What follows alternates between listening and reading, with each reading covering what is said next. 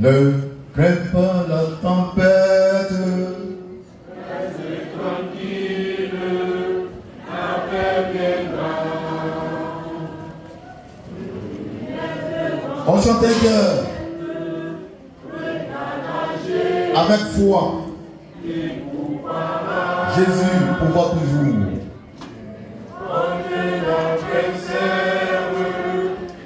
Reste tranquille.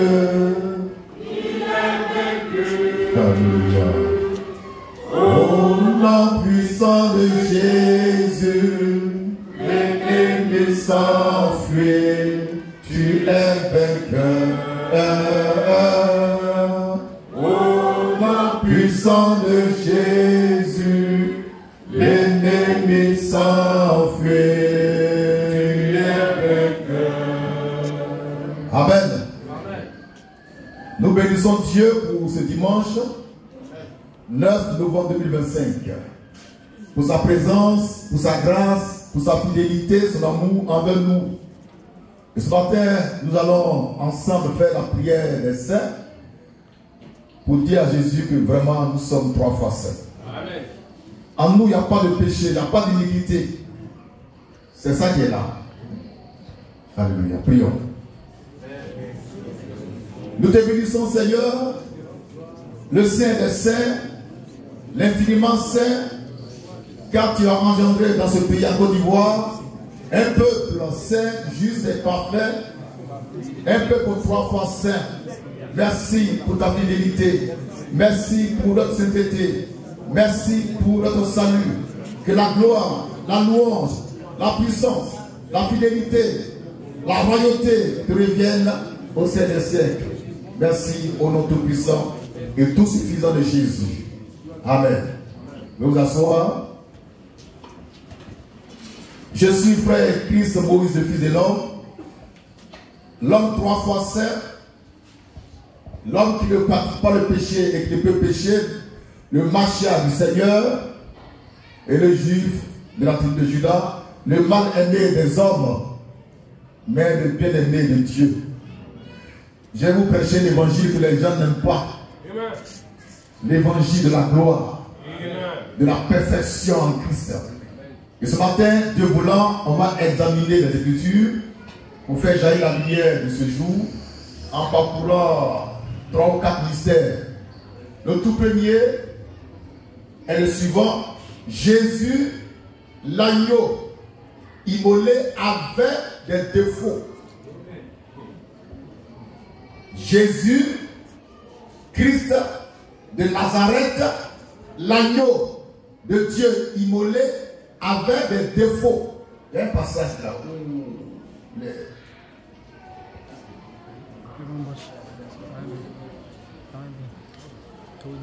Hébreu, on va lire ça.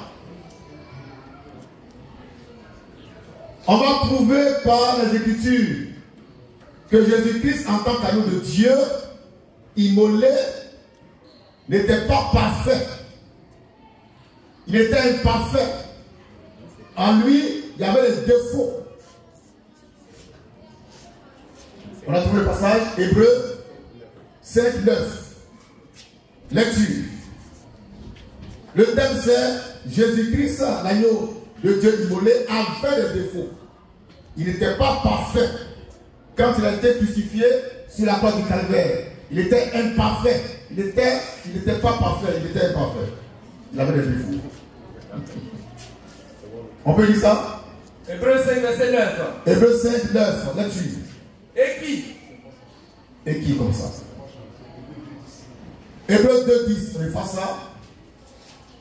Ratifié, c'est Hébreu 10. 2, verset 10 et suivant. C'est pour apporter la preuve biblique que Jésus-Christ, l'agneau de Dieu immolé, était imparfait. En lui, il y avait des défauts. Ça peut aller? Lecture. Hébreu 2. Hébreu 2, verset 10. 10, lecture. Il convenait en effet.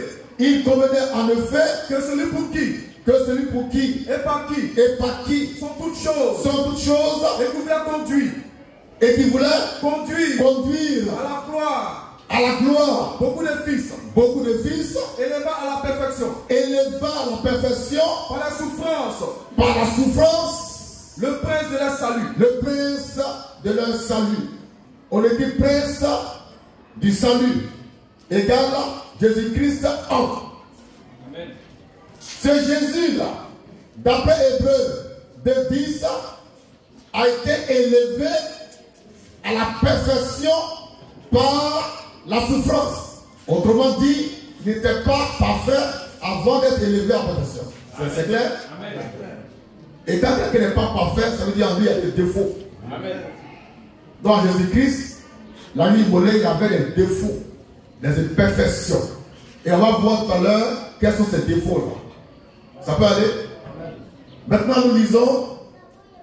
nous lisons. Bon, avant de lire, je vais expliquer le mystère. Jésus, c'est Dieu lui-même devenu homme. Il a été conçu dans le sein de la Vierge Marie, par la puissance de Dieu. Lors de sa conception virginale, en lui, il n'y avait ni péché ni iniquité. Il a été conçu dans la sainteté, dans la pureté, dans la perfection. Mais une perfection qui n'est pas absolue. Maintenant, il est né sans péché. Il a vécu sans péché. Il a commencé le ministère sans péché. Jusqu'à ce qu'il devienne péché. Et qu'il prenne en lui nos péchés. C'est donc quand Jésus est devenu péché qu'il est devenu aussi imparfait. D'accord? Ça c'est de façon globale le thème de ce matin qui vient d'être expliqué. Donc il y a deux choses. Jésus-Christ, avant d'être immolé, il n'y avait pas de défaut en lui. Il était sans péché. Le jour où il était crucifié en lui, il y avait des péchés. Il a pris nos péchés. C'est pourquoi il est devenu l'agneau immolé qui avait des défauts. Au commencement, en lui, il n'y avait pas de défauts. Mais quand Jésus-Christ a pris nos péchés, il est devenu l'agneau immolé avec des défauts. Maintenant, disons Luc 1:35 pour voir comment il a été conçu. Jésus a été conçu de façon extraordinaire par la puissance de Dieu et non au travers de rapport sexuel. C'est ça qui fait qu'il est particulier, qu'il n'est pas comme les autres. D'accord? Là-dessus. Luc 1:35. Oui. L'ange lui répondit. L'ange répond à qui? À la Vierge Marie. Le Saint-Esprit viendra sur toi. Le Saint-Esprit viendra sur toi. Et la puissance du Très-Haut. Et la puissance du Très-Haut te couvrira. Va te couvrir de son ombre. De son ombre. C'est pourquoi. Le Saint-Enfant qui naîtra de toi. Qui naîtra de toi. Sera appelé Fils de Dieu. Sera appelé Fils de Dieu. Donc Jésus a été conçu saint. Il a été conçu saint. Au même sainteté de Jésus-Christ à la conception. Pourquoi? L'onction a couvert d'abord Marie. Cette onction a produit des ténèbres. Et dans les ténèbres, la lumière du monde a été conçue. Donc Jésus-Christ a été conçu dans les ténèbres. Et non dans la lumière. Ça peut aller? Et lors de cette conception, il était saint. Jésus-Christ n'a rien pris de la Vierge Marie. Entre Jésus-Christ et Marie, il n'y avait pas de cordon ombilical. Donc Marie n'a rien donné à Jésus. Tout vient de Dieu, du ciel. Il est particulier. Maintenant, il est né sans péché. Il a vécu sans péché. Mais avant de prendre la croix, il est devenu péché dans le jardin de Gethsémani. En ce moment-là, c'était plus Jésus-Christ qu'on voyait. C'était le péché fait chair qu'on voyait. Et c'est pourquoi, sur la croix du calvaire, ils étaient écrits en disant: mon Dieu, pourquoi m'as-tu abandonné? Dieu m'a abandonné parce que Jésus-Christ est devenu péché. Le péché du monde. C'est bon? Donc on reprend Luc 1:35 et on continue avec Hébreux 10, verset 5. Oui. L'ange lui répondit: Le Saint-Esprit viendra sur toi. Oui. Et la puissance du Très-Haut Oui. te couvrira de son ombre. Oui. C'est pourquoi C'est pourquoi le Saint-Enfant le Saint-Enfant qui naîtra de toi qui naîtra de toi sera appelé fils de Dieu. sera appelé fils de Dieu. Donc Jésus-Christ a été conçu saint, il est né saint. Il va devenir plus tard impur et souillé en prenant nos péchés et lui-même en devenant péché pour nous. Amen. On voit un peu le mystère. Très bien. Hébreux 10, 5. Là-dessus. Hébreux 10, verset 5. Oui. C'est pourquoi Christ entrant dans le monde dit à son Père, tu n'as voulu ni sacrifice, ni offrande, mais tu m'as formé un corps. Ce corps a été formé dans la sainteté et la pureté, ou dans le sein de la Vierge Marie. Amen. Mais ce corps va devenir péché plus tard, en prenant le péché et en devenant péché lui-même. Donc Jésus, l'agneau immolé sur la croix, avait des défauts à cause des péchés qui étaient en lui. Amen. Il était imparfait à cause des péchés qu'il a pris dans sa chair du péché. On comprend? Amen. Voilà. Maintenant, on a vu Jésus avant l'immolation, l'agneau avant l'immolation, qui était sans défaut. Maintenant, on va voir l'agneau immolé qui avait des défauts. En lisant 2 Corinthiens 5, 21. L'agneau immolé, Jésus-Christ immolé, sur la croix avait des défauts. Il était imparfait. Ces défauts-là, il y avait les péchés et puis son corps de chair. Le corps de chair est un défaut. Quand Dieu révèle le corps de chair, il devient Dieu avec les défauts. La plupart.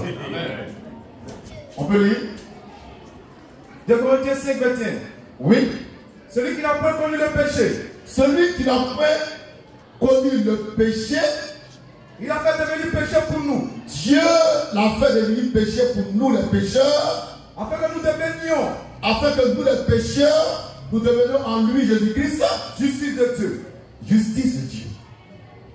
Donc Dieu a pris Jésus son fils pour le faire devenir péché pour nous les pécheurs. Quand Jésus est devenu péché, il était imparfait. Les défauts étaient en lui.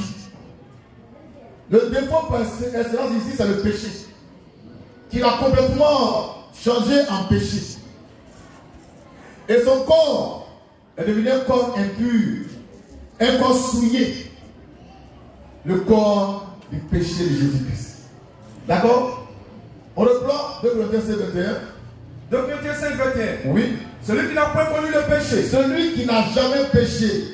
Celui en qui il n'y a pas de péché, oui. Il a fait devenir péché pour nous. Dieu l'a fait devenir péché pour nous. Oui. Afin que nous devenions en lui. Afin qu'en lui nous devenions justice de Dieu. Justice de Dieu. On écrit justice de Dieu. On va réexpliquer le mystère de notre triple sainteté à la main sèche. Les chrétiens disent qu'ils sont toujours pécheurs, même s'ils sont en Christ. C'est le faussaire. Tu ne peux pas être en Christ et être encore un pécheur. C'est pas possible. Tu ne peux pas être en Christ et être un pécheur. Quand tu es en Christ, tu es saint, tu es pur, tu es juste, tu es irrépréhensible. 2 Corinthiens 5, 21, qu'on relit. Posez-moi calmement, oui. 2 Corinthiens 5, 21. Oui. Celui qui n'a point connu le péché. Oui. Il a fait devenir péché pour nous. Oui. Afin que nous devenions en lui. Oui. Justice de Dieu. Lorsque un pécheur croit en Jésus-Christ et qu'il entre en Christ et que Christ entre en lui, il n'est plus pécheur. Il est juste. Il est saint. Maintenant, ici, nous avons une particularité, c'est que nous sommes 3 fois saints. Dieu étant infiniment saint. Dieu n'est pas 3 fois saint. C'est l'homme qui est 3 fois saint. Je suis 3 fois saint en un Dieu infiniment saint. D'accord? Maintenant, on a écrit là, justice de Dieu, c'est ce que nous sommes. Ça veut dire que nous sommes justes. On va lire 1 Jean 3. 1 Jean 3, 5 d'abord. Ensuite, 1 Jean 3, 6. Ensuite, 1 Jean 3, 9 à 10. Lecture. Or, vous le savez. Or, vous le savez. Jésus a apparu. Jésus a apparu Pour ôter les péchés. pour ôter les péchés. Jésus a apparu pour ôter les péchés. Le péché étant ôté, en nous il n'y a plus de péché. C'est ici la main fraîche. Le Père est grand pour la perfection des saints. Jésus-Christ a apparu pour ôter le péché. Le péché étant ôté, il n'y a plus de péché. En nous, en tout cas. 1, 2, 3, 6. Là-dessus. Quiconque demeure en lui Quiconque demeure en Christ ne pêche point. ne pêche point. On reprend ça. Quiconque demeure en lui Quiconque demeure en Christ ne pêche point. ne pêche point. Il ne va plus jamais pécher. Car le péché n'est plus en lui. Il domine sur toute la création, y compris le péché lui-même. Le péché n'a plus le pouvoir sur lui. Pourquoi il demeure en Christ, le Saint des Saints. On reprend 1 Jean 3, Verset 6. 6. Quiconque demeure en lui Quiconque demeure en Christ ne pêche point. ne pêche point, ne pêche jamais, ne pêche point. Celui qui pêche est du diable. Amen.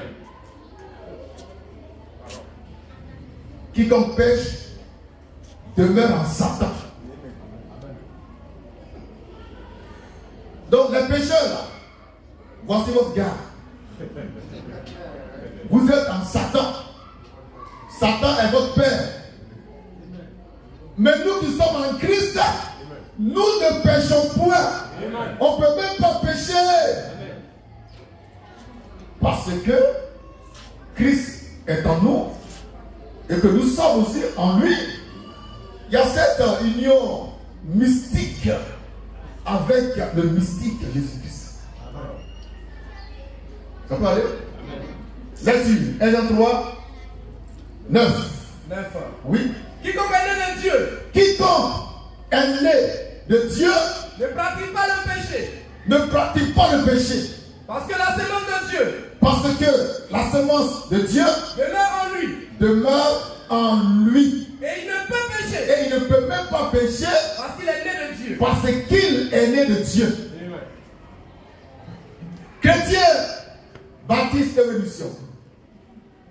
Chrétien pentecôtiste. Chrétien catholique, romain. Eux, c'est les catholiques romains. Voilà. Ils sont romains maintenant. Et le vieux Babri qui est là, il est catholique romain, il est romain. Oh, vraiment. Chrétien Foursquare, c'est ça, hein? Chrétien agodioïste. La Bible dit, votre absolu dit, on va dire ce qu'elle dit. Quiconque est né de Dieu Quiconque est né de Dieu ne pratique pas le ne péché. pratique pas le péché Parce que la semence de Dieu parce que la semence de Dieu demeure en lui. demeure en lui. Et il ne peut pécher. Il ne peut même pas pécher Parce qu'il est né parce de Dieu. qu'il est né de Dieu. Amen. Maintenant, toi qui pêches, là, tu es né de qui? De Satan, du diable. 1 Jean 3, 8. 1 Jean 3, 8. Celui qui pêche Oui. est du diable. Encore. Celui qui pêche Oui. est du diable. Encore. Celui qui pêche Oui. est du diable. Très bien. Christ est mort. Et il sort du tombeau. Il vit en toi et toi tu pêches encore. C'est Satan qui est en toi. Jésus-Christ a paru pour ôter les péchés. Mais avant ça, lui-même, Dieu l'a fait devenir péché. C'est ainsi que Jésus-Christ est devenu imparfait. D'accord? Maintenant, il prend le péché et Dieu le rejette. Il ne le connaît plus. Et lui, quand il a compris ça, il va se plaindre. En disant, mon Dieu, pourquoi m'as-tu abandonné? C'était le péché qui était là. Le péché avec des yeux. Le péché avec 2 bras crucifiés. Le péché avec 2 pieds ensanglantés. Le péché, c'est un homme. Le péché, c'est un être qui est devenu cher en Jésus-Christ. Et c'est pourquoi il est devenu péché du monde. Et que par son sang, sa mort, il va ôter le péché du monde. Pour faire de nous un peuple saint, pur, juste, qui ne peut plus jamais pratiquer le péché. 1 Pierre, c'est là que vous faites 2 Pierre, 1 Pierre 2, 8, 9. Jésus, avant d'être immolé, en lui, il n'y avait pas de défaut.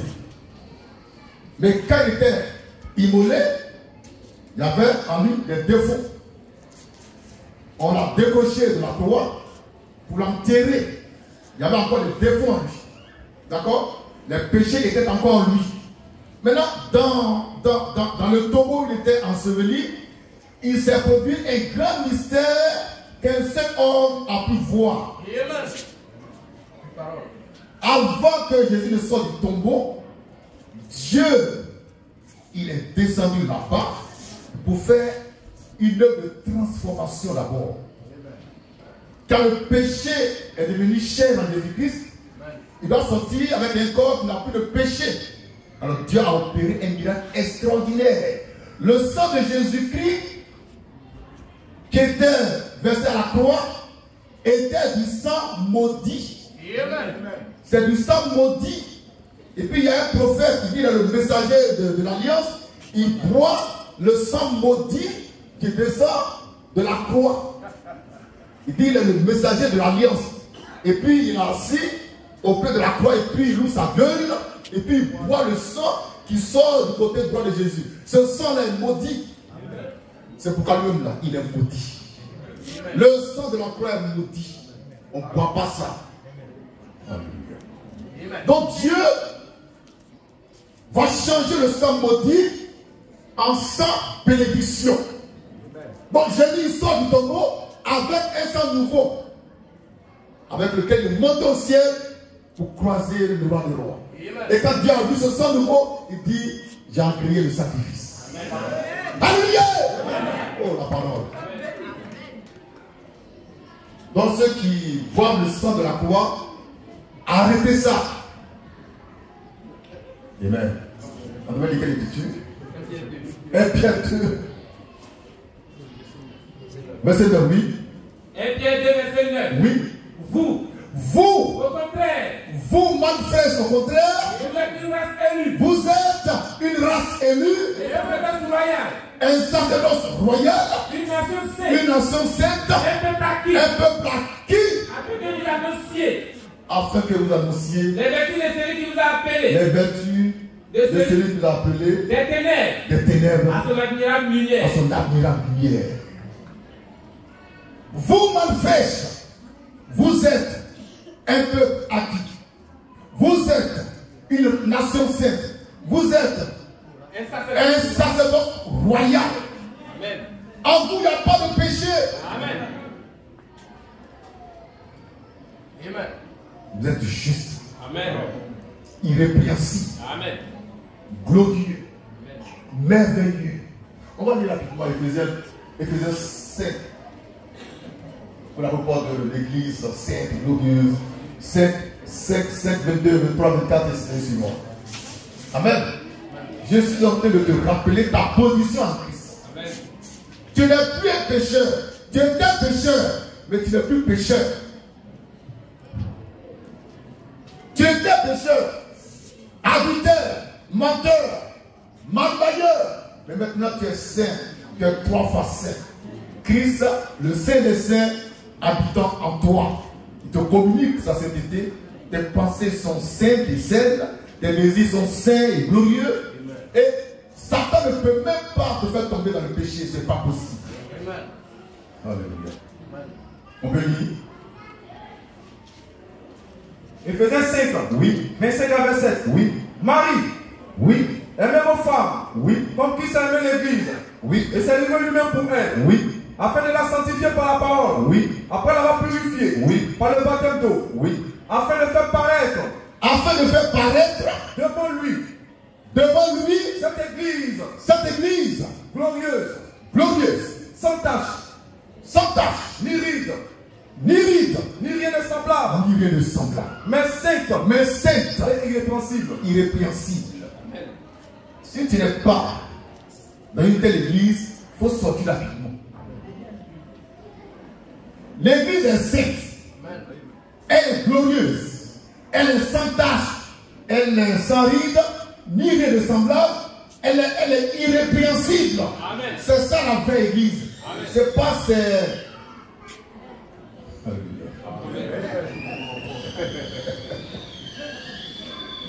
Le vrai chrétien, l'authentique chrétien ne pêche pas, il ne peut pas pécher.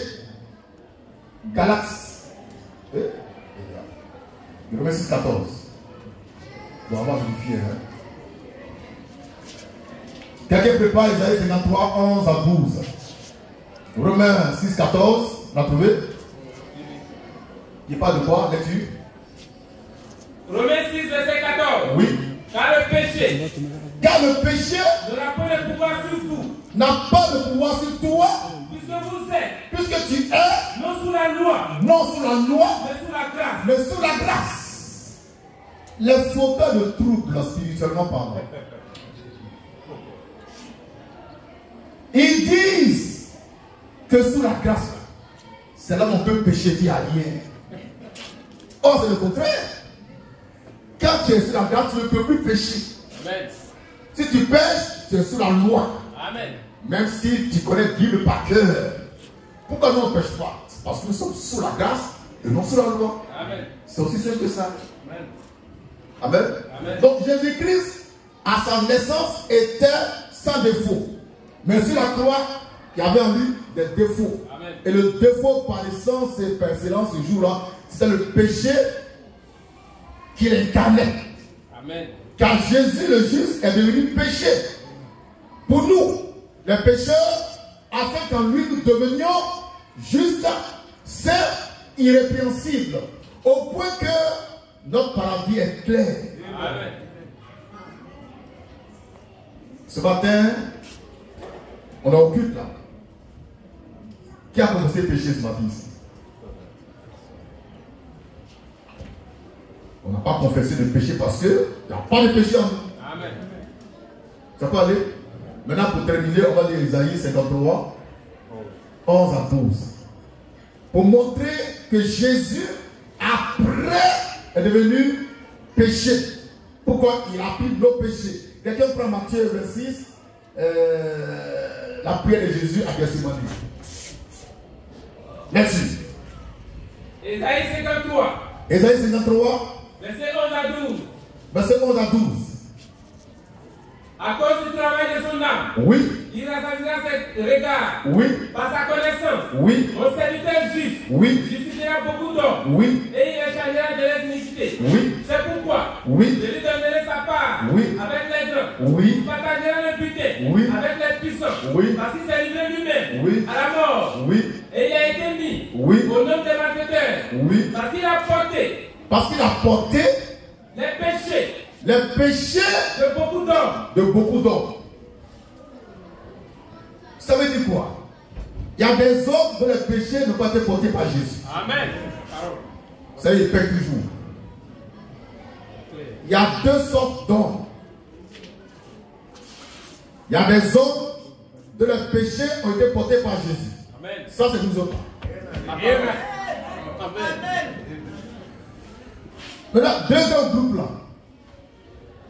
Jésus n'a pas porté leurs péchés. C'est pourquoi ils pêchent. Amen. Et quand ils pêchent, ils vont chercher les versets pour se justifier. Ils vont dire, mais tu n'as pas vu, même Abraham, le père, la foi a menti. Hein? Abraham a menti, lui, et tu connais Ephésiens 7, verset 20. Romains 3, 10 à 11. Jésus-Christ a porté nos péchés à nous. Amen. On n'est plus pécheurs. Amen. On ne va plus pécher. Amen. Mais ceux dont les péchés n'ont pas été portés par Jésus-Christ sont toujours pécheurs et chaque jour il pêche. On n'est pas même chose. Amen. Alléluia. Amen. Que Dieu soit béni. On a fini. Bon, Matthieu 26, je vais expliquer un peu. Jésus était angoissé à cause de la mort qui venait. Donc, il s'est jeté dans la prière de façon extraordinaire. Et dans sa prière, qu'est-ce qu'il demandait à son père? On va dire la partie là. S'il était possible que la coupe s'éloigne de moi, vraiment, ça va m'arranger. On peut dire ça? Matthieu 26, 39. Matthieu 26, 39, oui. Puis, Ayant fait quelques pas en avant, oui, il se jeta sur la face oui, et pria ainsi. oui. Mon Père, Mon Père, s'il est possible s'il est possible que cette coupe que cette coupe, s'éloigne de moi, oui, toutefois, toutefois, non pas ce que je veux, non pas ce que moi je veux, mais ce que tu veux. ce que toi tu veux. La coupe ici représente le péché. Dans la coupe, il y avait non péché et le péché. C'est-à-dire le péché, c'est la coupe. D'accord? Dedans, il y avait non péché. Le péché qui est la coupe, c'est l'incrédulité. Dans l'incrédulité, il y avait non péché, c'est-à-dire adultère, fornication, la marmaille, tout ça. La plupart. Donc Jésus a dit à son père, mon père, s'il est possible, que cette coupe s'éloigne de moi. Toutefois, non pas ma volonté, mais ta volonté. Donc Dieu a fait sa volonté en obligeant Jésus-Christ à boire la coupe du péché de la mort. C'est lorsque Jésus a bu de cette coupe-là qu'il est devenu péché et qu'il a pu nos péchés. Donc depuis Gethsémane, Dieu, le Père, a quitté son Fils. Pourquoi? Il était devenu péché. Et en lui, il y avait les péchés. Il y avait nos péchés, nos bêtises, nos saloperies, nos adultères, nos fornications, nos marmailles. Tout était en lui. Donc Dieu le Père s'est séparé de son Fils. Donc de Gethsémane à Golgotha, Jésus marchait non pas par le Saint-Esprit, mais par la puissance humaine. Se débrouiller. Amen. Ça peut aller? Amen. Que son nom soit béni. Amen. Jésus, l'agneau immolé, avait les défauts. Lorsque Jésus-Christ était dans le Jourdain avec Jean-Baptiste, le baptiseur ou le baptiste, en lui, il n'y avait pas de péché. Jean-Baptiste, il prend Jésus pour le baptiser, pour lui transmettre symboliquement les péchés. Mais les péchés sont entrés en lui à Gethsémane, où il est devenu péché du monde. Jean chapitre 1, verset 29, on lit Jean chapitre 1, verset 29, pour terminer. Jean 1, 29, pour terminer. Oui. Le lendemain, Il vit Jésus. Jean-Baptiste vit Jésus. Venant à lui, et il dit à ses disciples, voici l'agneau de Dieu, voici l'agneau de Dieu qui ôte le péché qui du monde. ôte le péché du monde. Jésus n'est pas venu pour que tes péchés soient pardonnés. Il est venu pour les ôter, pour ôter. Et il a ôté mes péchés, il a ôté tes péchés. C'est pourquoi nous disons par la manifeste qu'en nous, il n'y a plus de péché. Nous sommes saints, 3 fois saints. La nature divine est en nous. Amen. Nous sommes des dieux. Amen. Je vous aime. Je suis mon frère.